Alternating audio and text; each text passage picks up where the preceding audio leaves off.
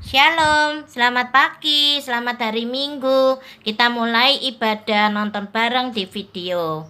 Sebelumnya kita berdoa dahulu. Bapa, sebentar lagi kami mau mendengar firman Tuhan. Berikanlah hati kami dan juga pikiran kami siap untuk menerima firman Tuhan. Jangan biarkan iblis datang untuk mencuri firman-Mu ya Bapa. Biarlah anak-anak boleh taat, boleh mengerti, boleh melakukan firman Tuhan dengan baik. Terima kasih ya Bapa atas penyertaan-Mu.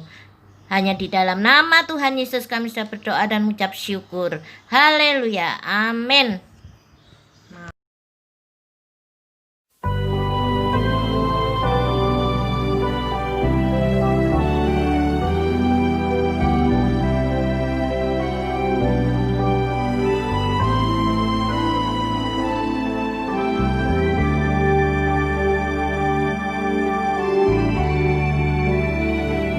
Allah kuasa melakukan segala perkara. Allahku Maha Kuasa. Dia ciptakan seisi dunia, atur segala masa. Allahku Maha Kuasa. Nah, hari ini kita mendengarkan cerita seorang hakim. Adik-adik, apakah itu hakim? Adik-adik, kalau di dalam Alkitab ada namanya Kitab Hakim-Hakim.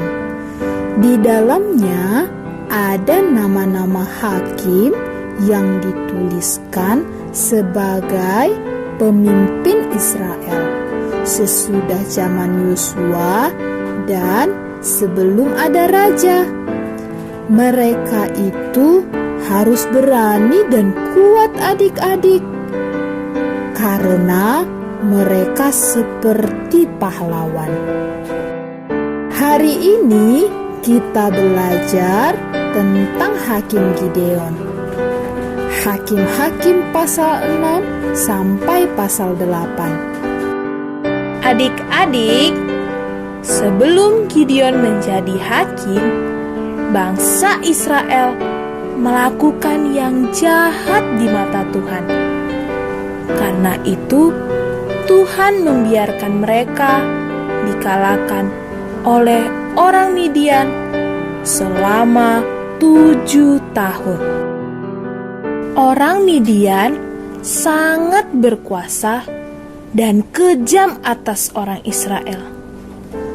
Semua harta orang Israel diambil oleh orang Midian. Itu sebabnya orang Israel sangat miskin. Akhirnya, orang Israel berseru kepada Tuhan untuk meminta tolong. Adik-adik, Tuhan menjawab teriakan orang Israel.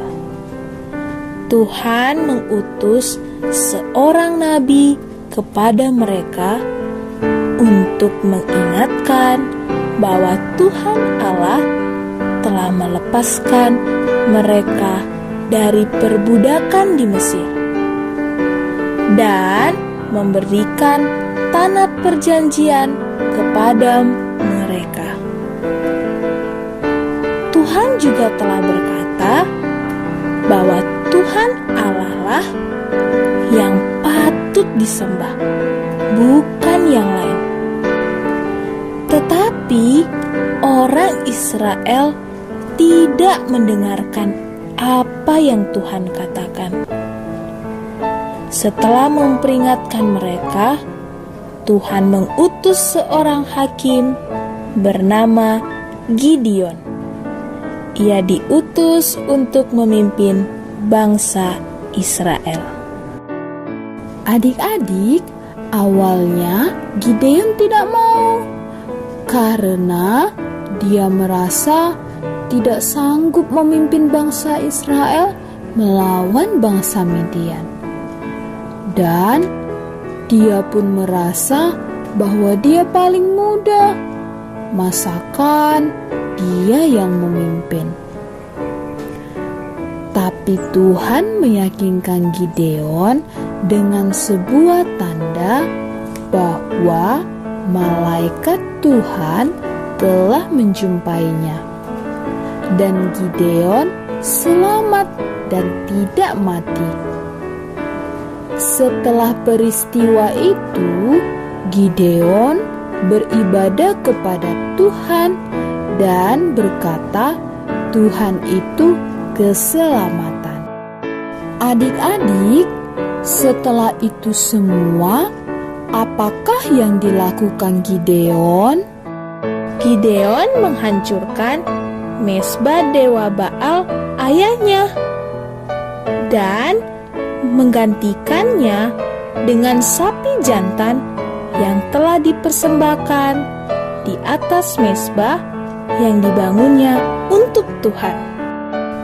Orang-orang di kota itu marah adik-adik, dan setelah tahu yang melakukannya adalah Gideon, mereka sangat marah. Pada malam itu juga, Gideon diberi nama baru, yaitu Yerubbaal. Inilah yang pertama dilakukan oleh Gideon, yaitu menghancurkan patung berhala. Yang kedua adalah Gideon menjadi pemimpin yang menolong bangsa Israel dari orang Midian. Tanda-tanda yang Tuhan berikan meyakinkan Gideon bahwa Tuhan menolong dia. Adik-adik, Tuhan adalah Allah yang hidup. Tuhanlah yang memimpin Gideon dan 300 orang lainnya yang berperang melawan orang Midian. Orang Midian dan orang Amalek dan semua orang dari timur sangat banyak adik-adik. Jumlah mereka tidak terhitung. Tetapi karena Tuhan telah menyerahkan mereka semua ke dalam tangan Gideon dan 300 orang lainnya, maka orang Midian itu pun kalah. Gideon membagi 300 orang itu menjadi 3 kelompok. Gideon memberikan setiap orang sebuah trompet dan kendi kosong. Di dalam setiap kendi ada obor yang hidup. Untuk apa itu semua adik-adik? Itu adalah cara mereka untuk mengalahkan musuh. Mereka mengelilingi perkemahan musuh dan meniup trompet dan berkata juga, "Pedang demi Tuhan dan demi Gideon."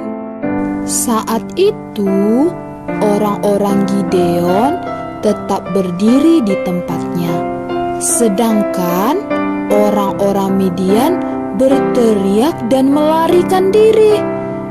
Ketika ke-300 orang Gideon meniup trompetnya, Tuhan membuat orang Midian saling membunuh dengan pedangnya. Dan Raja Midian pun berhasil dikalahkan. Amanlah Israel selama 40 tahun pada zaman Gideon. Inilah cerita Gideon mengalahkan musuh. Adik-adik, siapakah yang telah berperang melawan musuh? Ya, Tuhanlah yang berperang adik-adik. Tuhan yang memberikan kemampuan untuk Gideon dan 300 orang lainnya yang telah mengalahkan orang Midian yang sangat banyak. Ini menyatakan bahwa Gideon punya Allah yang hidup dan berkuasa atas segala sesuatu. Dan Gideon memakai kekuatan dari Allah. Adik-adik, maukah punya Allah seperti Allahnya Gideon yang sangat hebat itu? Pasti mau kan? Allah yang dulu menjumpai Gideon adalah Allah yang juga mengasihi kita, adik-adik. Allah yang mengasihi kita itu telah datang ke dalam dunia sejak 2000 tahun yang lalu. Itulah Yesus Kristus. Yesus Kristus adalah Allah yang berkuasa yang mengalahkan musuh kita, yaitu iblis. Kematian Kristus di kayu salib telah mengalahkan kuasa iblis dan memberikan kemenangan bagi kita. Kemenangan bagi kita adalah dosa kita diampuni dan selamat dari maut. Dan yang telah melakukannya adalah Yesus Kristus. Maukah adik-adik menang?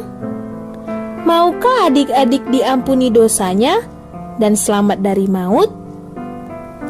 Yesus Kristus adalah jalannya. Percayalah kepadanya dan terimalah kemenangan itu.